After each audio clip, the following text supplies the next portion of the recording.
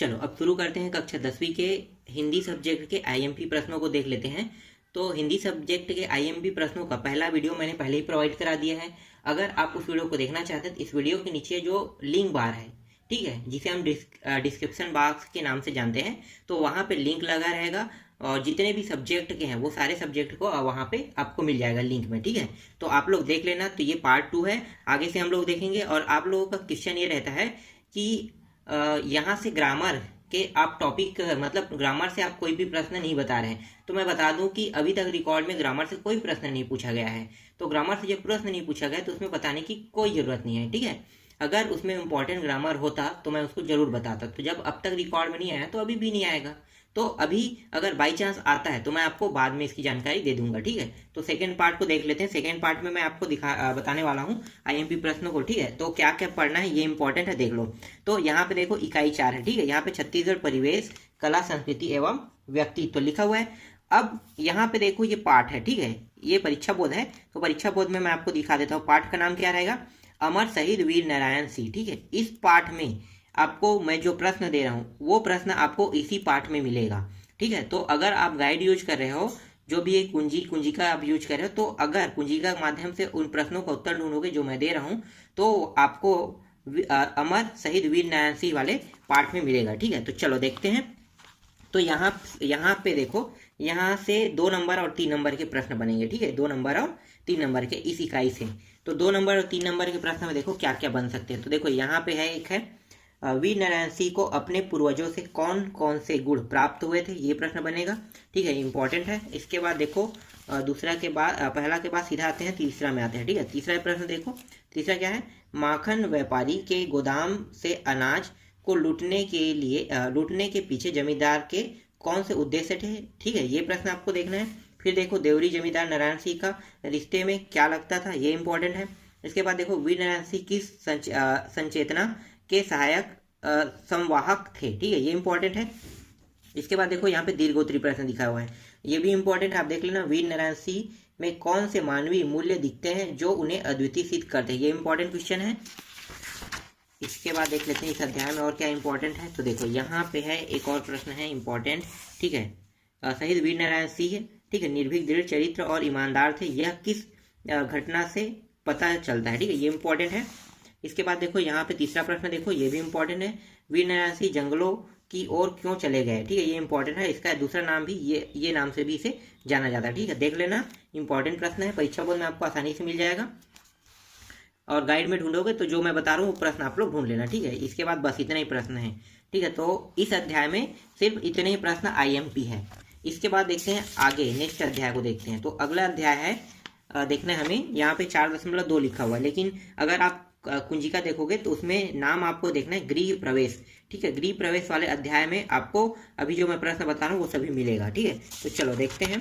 तो इसमें क्या क्या इंपॉर्टेंट प्रश्न है। तो देखो यहाँ पे है इंपॉर्टेंट प्रश्न, कवि चिड़िया को बुलाने के लिए क्या करता है, ठीक है। तो ये इंपॉर्टेंट है। इसके बाद डायरेक्ट आते हैं हम लोग तीसरा प्रश्न में। यहाँ पे देखो सूनापान, ठीक है, सूनापान दूर करने के लिए कवि कौन कौन से उपाय करता है, ये इंपॉर्टेंट है। कवि द्वारा घर के आंतरिक भाग अथवा अंतःपुर में आईना लटकाने का आशय क्या है, ये इंपॉर्टेंट है, ठीक है। इसके बाद डायरेक्ट आ जाते हैं हम लोग यहाँ पे 9वां प्रश्न में आ जाते हैं, ठीक है। ये इंपॉर्टेंट है, ठीक है। देखो यहाँ पे एक अंकी वाला है, ये इंपॉर्टेंट है, ठीक है। इसको देख लेना, इसको टिक कर लेना। इसके बाद देखो 10वां प्रश्न है।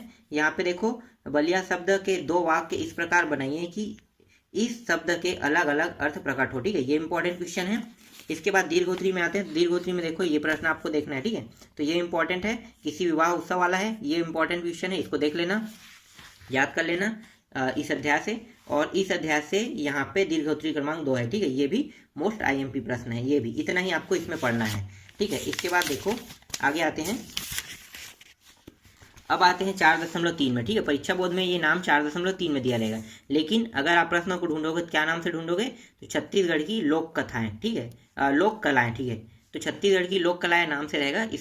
इस नाम के जो पार्ट रहेंगे उसमें आप प्रश्नों को ढूंढना, ठीक है। तो चलो देखते हैं। यहाँ पे देखो लघु उत्तरी प्रश्न क्रमांक 1 आपको देखना है, ठीक है। पंथी नृत्य के प्रमुख कलाकार का नाम बताइए, ये इंपॉर्टेंट है।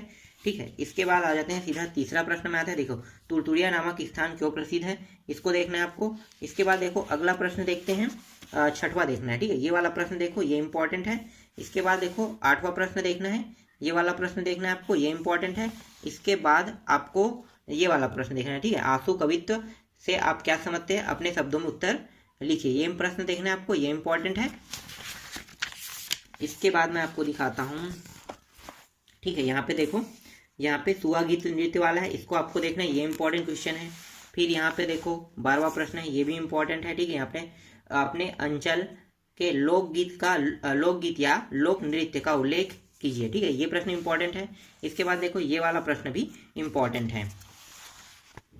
फिर यहाँ पे देखो 14वां प्रश्न देखना है, ये वाला प्रश्न भी इंपॉर्टेंट है। फिर 15वां प्रश्न है, ये वाला प्रश्न भी इंपॉर्टेंट है। फिर यहाँ पे देखो दीर्घोत्तरी प्रश्न क्रमांक, ये वाला प्रश्न भी इंपॉर्टेंट है, ठीक है। इसको भी आपको देखना है। इसके बाद आ जाते हैं हम लोग दीर्घोत्तरी प्रश्न क्रमांक 3 में, ठीक है। दीर्घोत्तरी प्रश्न क्रमांक 1 के बाद सीधा 3 में आता है, तो देखो ये वाला प्रश्न भी इंपॉर्टेंट है, तो इसको भी आपको देखना है, ठीक है। तो ये हो गया, और है क्या यहाँ पे, इसके बाद 4 है, 5 है, 6 है, ये इंपॉर्टेंट नहीं है, ठीक है। बस इतना ही था। इसके बाद आगे देखते हैं, नेक्स्ट अध्याय देख लेते हैं।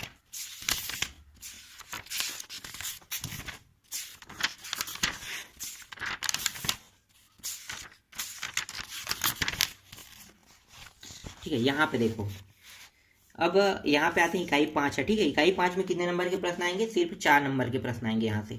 और पाठ का नाम आपको क्या ढूंढना है, तो देखो ये आपको ध्यान नहीं देना, ठीक है। ये तो इसका टॉपिक का नाम है छत्तीसगढ़ी भाषा व साहित्य, लेकिन नाम क्या रहेगा पाठ का नाम रहेगा ये जिंदगी फिर चमक जाए, ठीक है। तो ये पाठ का नाम रहेगा। इस पाठ में सारे प्रश्न मिलेंगे जो मैं भी आपको बता रहा हूँ। तो देखो आते हैं अब 4 नंबर के प्रश्न में क्या आएगा, तो यहाँ पे पद्यांश दिया हुआ एक भी नहीं आएगा यहाँ से, ठीक है। आपको देखना कहाँ पे है, सीधा प्रश्न उत्तर देखना है। तो यहाँ पे आ जाते हैं डायरेक्ट अति लघुत्तरी प्रश्न क्रमांक 5 देखते हैं। तो ये वाला प्रश्न इंपॉर्टेंट है। यहाँ पे देखो, मेहनत कश को दुनिया क्यों पसंद करती है, ठीक है। ये इंपॉर्टेंट है, ठीक है। ये 4 नंबर के प्रश्न में आएगा। इसके बाद डायरेक्ट आते हैं लघुत्तरी प्रश्न क्रमांक में, ठीक है। लघुत्तरी प्रश्न क्रमांक में देखो ये वाला प्रश्न है, कोठी में धान छलकत जाए वाला प्रश्न आपको देखना है। और उसके बाद है यहाँ पे देखो दूसरा देखना है, मुंह घुघुआ असन फुलाओ झन, ठीक है। ये वाला प्रश्न देखना है। इसके बाद डायरेक्ट आपको देखना है ये वाला, ठीक है, पसीने की अमृत से तुलना क्यों की गई है समझाइए, ठीक है। ये इंपॉर्टेंट है। इसके बाद यहाँ पे देखो 5वां प्रश्न, ये भी इंपॉर्टेंट है, देख लो, ठीक है। 5वां ये वाला प्रश्न भी इंपॉर्टेंट है। इसके बाद डायरेक्ट हम आते हैं 7वां प्रश्न में, ये वाला प्रश्न इंपॉर्टेंट है, ठीक है। तो इसमें आपको बस इतने ही प्रश्नों को पढ़ना पड़ेगा, ठीक है। इसके बाद देख लेते हैं, इसके पार्ट 2 में आते हैं 5.2 में। 5.2 का पार्ट का नाम रहेगा, यहाँ पे देखो क्या लिखा है, मरिया, ठीक है। मरिया वाला है, ये टॉपिक को आपको देखना है। तो इसमें सारे प्रश्न मिलेंगे, तो मैं आपको दिखा देता हूँ। चलो आगे देखो, यहाँ पे देखो ये इंपॉर्टेंट है। यहाँ पे लघुत्तरी प्रश्न क्रमांक 2 को देखना है, ये इंपॉर्टेंट है, ठीक है। लघुत्तरी प्रश्न क्रमांक देखो, श्री कुमार ने बैठक में क्या विनती की, ठीक है। ये इंपॉर्टेंट है, इसको याद करना है आपको। इसके बाद देखो यहाँ पे 4था प्रश्न है, इसको याद करना है, शिव कुमार किसान से मजदूर कैसे बन गया, ठीक है। इसको आपको याद करना है। फिर देखो शिव कुमार की माँ क्या कहते कहते रो पड़ी, ये इंपॉर्टेंट है, इसको आपको याद करना है। फिर देखो 6वां प्रश्न है, इसको भी याद करना है, गरीब बर सबके चलते, ठीक है। ये वाला टॉपिक याद करना है आपको।